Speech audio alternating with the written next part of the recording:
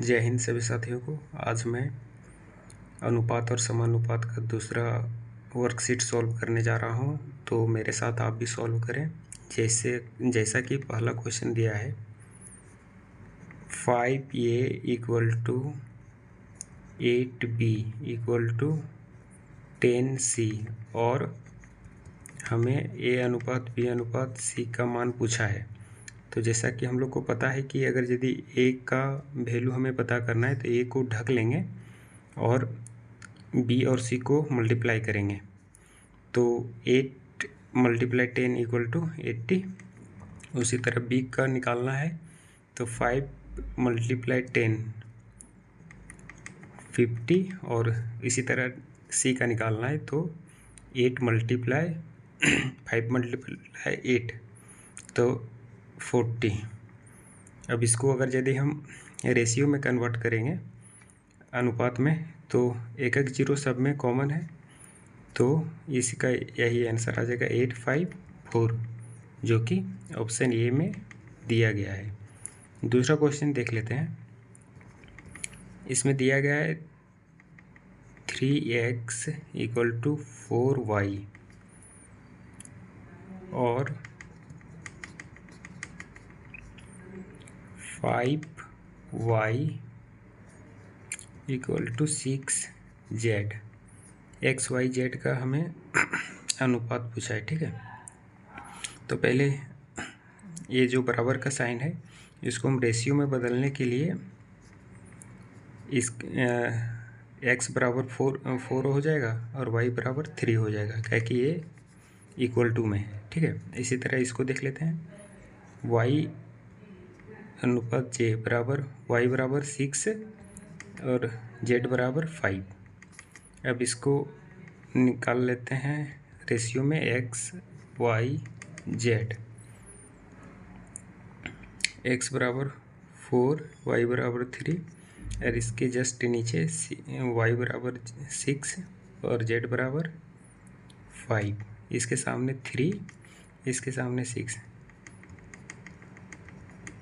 अब इसको मल्टीप्लाई कर देते हैं।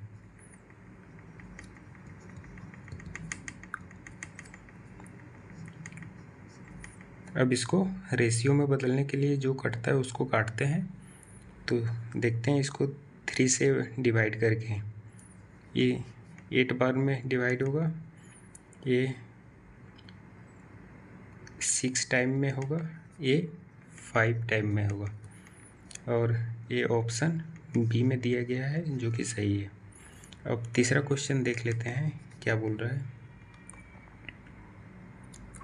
इसमें बोला है कि 7p इक्वल टू 11q और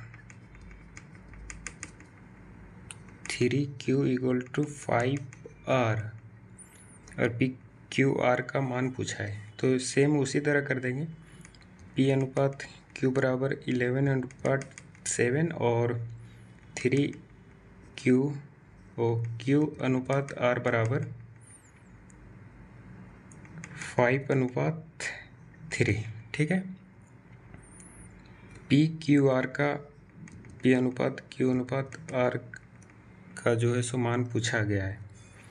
तो जिस तरह है उसको पुट कर देते हैं और 5 3 इसके सामने 7 इसके सामने 5, तो मल्टीप्लाई करके आता है, किनारे में लिख देते हैं। इसका 55 आ जाएगा, इसका 35 और इसका 21, ठीक है। और इसको जब हम डिवाइड करेंगे, डिवाइड तो हो नहीं रहा है, देखते हैं ऑप्शन में। ये हाँ, ऑप्शन सी में दिया गया है, जो कि सही है। अब इधर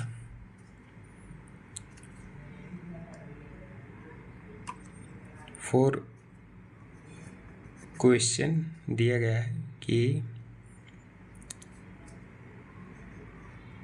ए का 40% इक्वल टू बी का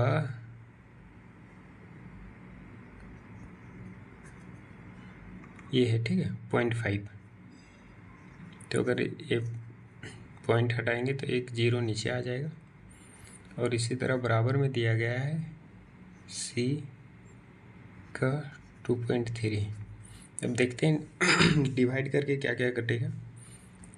एक जीरो से एक जीरो कट जाएगा, यहाँ से दो बार में 4 कट जाएगा, यहाँ 5, और यहाँ फिर 2 टाइम्स में कट जाएगा, ठीक है। तो ए बराबर 2/5 इक्वल टू बी बराबर 1/2 इक्वल टू C बराबर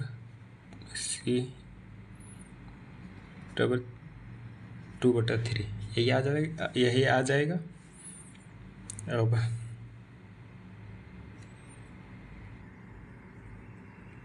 तो इसमें एलसीएम लेना पड़ेगा।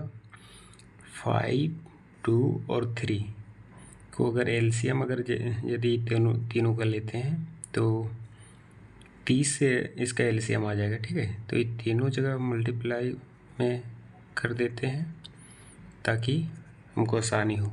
तो ये 5 से 6 टाइम में चल जाएगा और ये इक्वल टू 12 आ जाएगा, ठीक है। और यहाँ से 15 टाइम आ जाएगा और 20 टाइम आ जाएगा, ठीक है। और उसी तरह फिर निकालना है। अगर अनुपात में इसको डील करना होगा तो फिर इसको गुना करना पड़ेगा, ये हो जाएगा 300। और अगर यदि बी को निकालना है तो ए और सी को गुना करना पड़ेगा, तो ये आ जाएगा 240। और सी को निकालना है तो ए बी को गुना करना पड़ेगा, तो ये हो जाएगा 180, ठीक है। अब जो कट रहा है उसको काट देते हैं, जैसे 0 0 से कट जा रहा है, काट दें। अब 3 से काट देते हैं, ये 10 टाइम, ये 12 टाइम, ये 6 टाइम। अब 2 से काट देते हैं, ठीक है। तो 5, 6, 3, ओ सॉरी, यहाँ थोड़ा सा मिस्टेक हो गया, यहाँ 8 टाइम में जाएगा, ठीक है।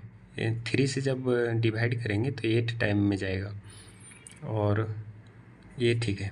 अब इसको 2 से डिवाइड कर देते हैं तो 5 आ जाएगा, 4 आ जाएगा और यहाँ 3 आ जाएगा, जो कि ऑप्शन ए में दिया गया है, ठीक है।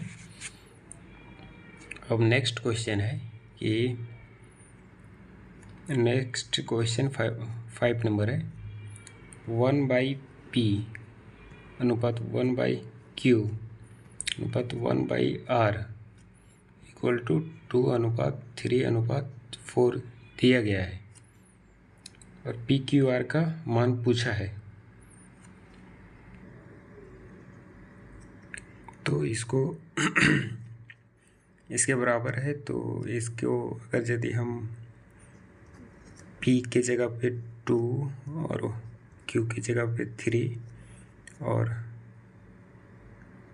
R के जगह पे 4 लिखते हैं, ठीक है। और हमें PQR का ही रेशियो मांगा है। तो इसको अगर यदि सिंपलेस्ट फॉर्म में लिखना है तो इसका एलसीएम ले लेते हैं नीचे वालों का। तो 2, 3 और 4 इसका एलसीएम हो जाएगा 12। तो जब इसको डिवाइड करेंगे तो 6 टाइम चला जाएगा, इसको जब डिवाइड करेंगे तो ये 4 टाइम चला जाएगा, और जब इसको डिवाइड करेंगे तो 3 टाइम चला जाएगा। और ये अनुपात में हो गया, तो ये आंसर हो जाएगा, ये जो कि बी नंबर ऑप्शन में दिया गया है आंसर। अब हम 6 नंबर क्वेश्चन देखते हैं। तो इसमें दिया गया है x अनुपात y अनुपात z बराबर 2, 3, 4, और क्वेश्चन में ही दिया गया है x y अनुपात y बट्टा जेड अनुपात जेड बट्टा एक्स, ठीक है। तो हमें सिर्फ मान को पुट करना है, एक्स की जगह पर 2, वाई की जगह पर 3 और जेड की जगह पर 4 पुट करना है। तो 2 3 3 4 4 और 2, और इसको सिंपलेस्ट फॉर्म में अगर लिखना है तो सिंपलेस्ट फॉर्म में लिखना है तो इसको एलसीएम ले लेते हैं 3 4 और 2 का, तो इसका एलसीएम 12 आ जाएगा। तो 12 से इसको मल्टीप्लाई कर देते हैं। अब 3 से जब इसको डिवाइड करेंगे तो ये 4 टाइम चल जाएगा, तो यहाँ 8 आ जाएगा और ये 3 टाइम इक्वल टू 9। यहाँ जब इसको डिवाइड करेंगे 6 और 6 और को 4 को गुना मल्टीप्लाई करेंगे तो 24 आ जाएगा। अब ऑप्शन में देखते हैं कि ए सी नंबर ऑप्शन में दिया गया है। अब 7वां क्वेश्चन देख लेते हैं, ठीक है। 7वां क्वेश्चन दिया गया है 2a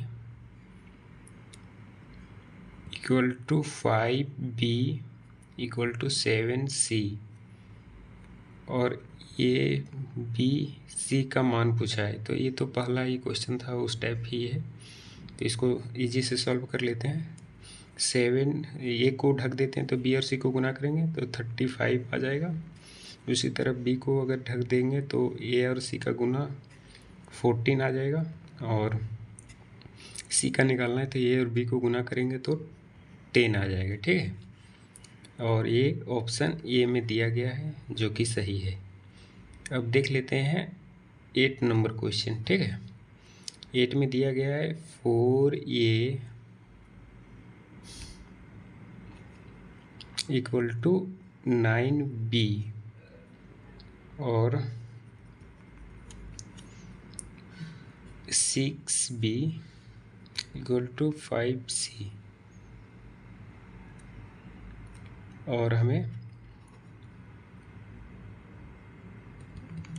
इसको अनुपात में निकालना है तो ए के सामने 9 हो जाएगा और बी के सामने 4, और बी अनुपात सी निकालना है तो बी के सामने 5, सी के सामने 6, ठीक है, दिखता होगा। और इसमें दिया गया है कि हमें ए अनुपात बी अनुपात सी का मान निकालना है, तो सब पुट कर देंगे उसी तरह वैल्यू को। 5 6, 4 के सामने 4, 5 के सामने 5, इसको मल्टीप्लाई करेंगे तो 45, इसको मल्टीप्लाई करेंगे तो 20, इसको मल्टीप्लाई करेंगे 24। अब इसको भागा दे के देख लेते हैं तो ये 9 टाइम चला जाएगा, और ये नहीं इसमें क्या है कि मल्टीप्लाई होगा नहीं, और ये ऐसा ही ऐसा रह जाएगा। हम इसको देखे नहीं, लेकिन अभी जब समझ में आया तो कट ही नहीं रहा था 5 से, तो ये ऑप्शन सी में दिया गया है, ठीक है, तो ये सही है। अब 9वां नंबर क्वेश्चन देख लेते हैं। 9 नंबर में दिया गया है कि